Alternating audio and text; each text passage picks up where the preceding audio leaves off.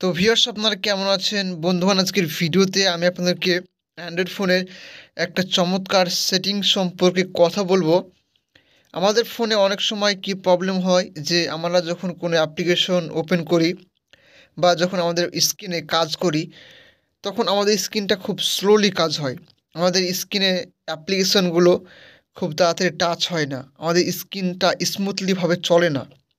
এর কারণ হচ্ছে আমাদের ফোনে একটা সেটিংস অন করা নাই। অনেকেরই এই সেটিংটি অন করা থাকে না। এটা নরমালভাবে থাকে। কিন্তু এটা যদি আপনি হাই করে রাখেন, তাহলে আপনার ফোনে স্পিডটা আগের তুলনায় অনেক গুণ বেড়ে যাবে। আপনার স্ক্রিনে স্মুথলিভাবে কাজ হবে। তো এই অপশনটি অন করতে হলে আপনাকে আপনার ফোনের সেটিংসে চলে আসতে হবে প্রথমে। সেটিংসে এসে আপনাকে একটা অপশন খুঁজে বের করতে হবে, ডিসপ্লে অ্যান্ড ব্রাইটনেস বলে। তো এই অপশানটা পাওয়ার পর এইখানে টাচ দিবেন। টাচ দিলে কিন্তু এখানে অসংখ্য অপশান কিন্তু আপনার সামনে খুলে যাবে। তো এখানে একটা অপশান আপনাকে খুঁজে বের করতে হবে। নিচে আসবেন, নিচে এসে এখানটা করে একটা অপশান পাবেন যে স্ক্রিন রেট রিফ্রেশ বা স্ক্রিন রিফ্রেশ রেট বলে। এই অপশানটা যদি আপনার ফোনে না পান, তাহলে আপনার মডেল নাম্বারটি আমাকে কমেন্ট করে অবশ্যই জানাবেন কমেন্ট বক্সে। তো সিম্পল দেখুন এখানে স্ক্রিন রিফ্রেশ রেট বলে একটা অপশান রয়েছে। তো এই অপশানটিতে টাচ টাচ দিবেন। টাচ দিলে কিন্তু এখানে দেখুন auto select high and standard ৩টা অপশান রয়েছে।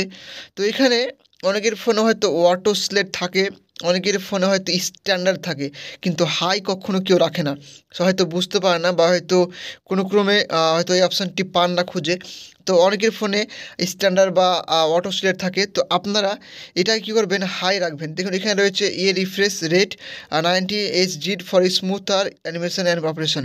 মানে আপনার 90 এইচজেডে আপনার একদম ডিসপ্লেটা কাজ হবে একদম হাই রেজুলেশনে এবং স্মুথভাবে আপনার কিন্তু ডিসপ্লেতে কাজ করবে যদি আপনি হাই অপশানটিতে সিলেক্ট করে রাখেন।